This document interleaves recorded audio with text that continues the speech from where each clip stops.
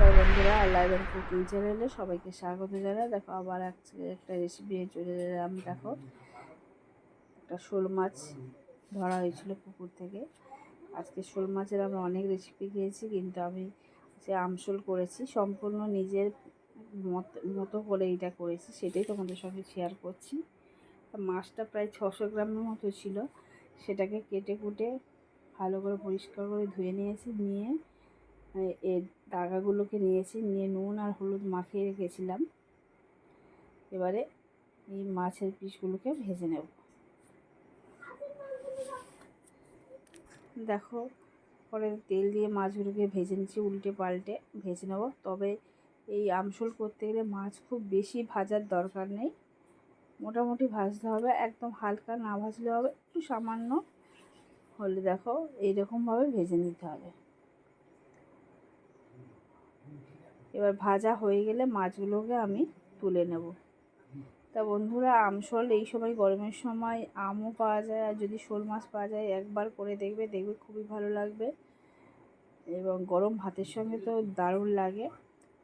বিশেষ করে হাওড়া বা মেদিনীপুরের লোকেরা এই আমশোল খেতে বেশি পছন্দ করে।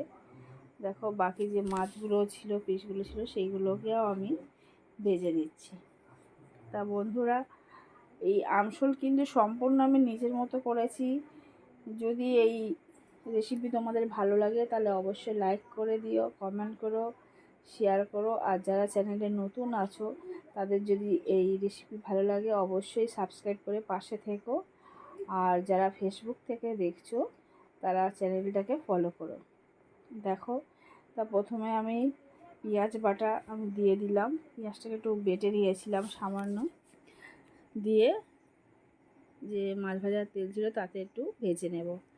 দেখো মিনিট খানেক ভাজার পরে আদা বাটা আমি দিয়ে দিলাম 1 চামচের মতো, দিয়ে আদা আর এই পেঁয়াজটাকে ভালো করে কষিয়ে নেব। এখানে আমি রসুনের কোনো ব্যবহার আমি করব না, চাইলে তোমরা করতে পারো, কিন্তু আমি রসুনের কোনো ব্যবহার করিনি। দেখো এখানে মোটামুটি ভাজাটা একটু ভালো হয়ে এসেছে। এই অবস্থা দেখো 1/2 চামচ আমি হলুদ গুঁড়ো দিয়ে দিলাম, আর 1/2 চামচ আমি লঙ্কার গুঁড়ো দেবো, খুব বেশি ঝাল দেব না, আর স্বাদ অনুযায়ী আমি লবণ দিয়ে দেবো। দিয়ে আবার এই পেঁয়াজ আর রসুন আদার সঙ্গে খুব ভালো করে এই মশলাগুলোকে কষিয়ে নেব। যতক্ষণ না তেলটা কষাই ততক্ষণ দেখো তেল বেরিয়ে গেছে। এবার দেখো আমি একটা আম, এটাকে মিক্সিতে বেটে রেখেছিলাম, একটা কাঁচা আম মাঝারি সাইজের, সেই পাল্পটাকে পুরো দিয়ে দিলাম। এবার তোমরা যে যেমন টক খেতে চাও তেমন দেবে। আমার একটু টক টক একটা ভালো লাগে, সেই কারণে আমি দিয়েছি। আর আমাদের এই আমটা খুব বেশি টক নয়, আমাদের গাছেরই আম, খুব বেশি টক নয়, মাঝারি টক, পাকলে মিষ্টি হয়ে যায়। দেখো কষিয়ে নিয়েছি, কষানো হয়ে গেল, এবার জল দিয়ে দিচ্ছি। জলটা তোমরা যে যেমন গ্রেভি রাখবে তেমন দেবে। এবার কিছুক্ষণ ফুটছে, দেখো ফোটার পরে ফুটে গেছে। এবার আমি ভেজে রাখা মাছগুলোকে দিয়ে দিচ্ছি।